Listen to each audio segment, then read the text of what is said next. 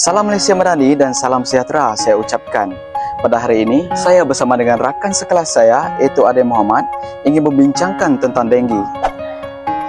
Sebelum kita masuk kepada topik utama iaitu punca berlakunya denggi dan langkah menangani denggi, saya ingin menjelaskan serba sedikit mengenai denggi.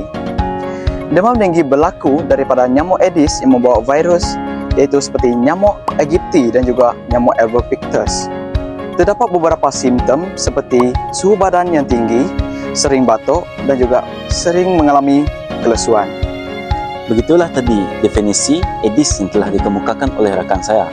Sekarang mari kita masuk ke topik utama kita pada hari ini, iaitu berkaitan dengan punca yang berlakunya demam denggi.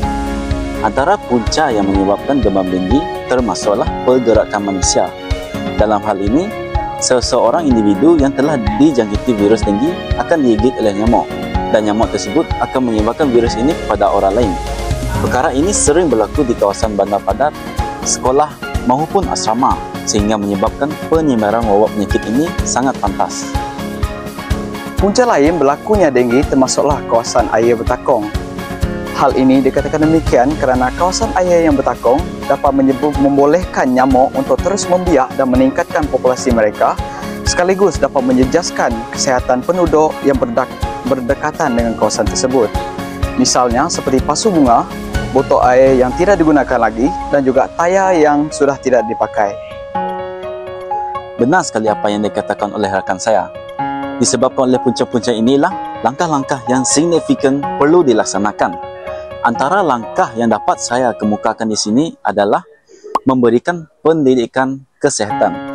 Dalam hal ini, pendidikan kesihatan sangat penting kepada masyarakat supaya mereka tahu bahawa denggi ini sangat berbahaya kepada manusia, terutamanya kepada pelajar-pelajar sekolah. Misalnya, guru-guru di sekolah boleh memberikan pelajaran berkaitan dengan demam denggi ini melalui subjek bahasa Melayu, pendidikan moral maupun pendidikan kesihatan. Masyarakat setempat seharusnya mempertimbangkan ilmu ini sebagai salah satu ilmu yang penting supaya mereka dapat menangani penyebaran wabak penyakit demam denggi ini. Langkah lain dalam menangani denggi ini termasuklah dengan mengadakan aktiviti gotong royong.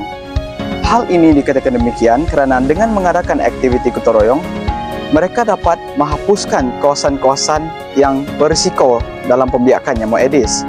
Misalnya, penduduk setempat dapat bekerjasama dalam mengadakan aktiviti gotong royong sekurang-kurangnya sekali dalam sebulan bagi membanteras kawasan yang berisiko tinggi dalam pembiakan nyamuk. Hal ini juga dapat memastikan kesihatan penduduk terjamin sekaligus dapat memastikan kebersihan kawasan tersebut sentiasa terjaga.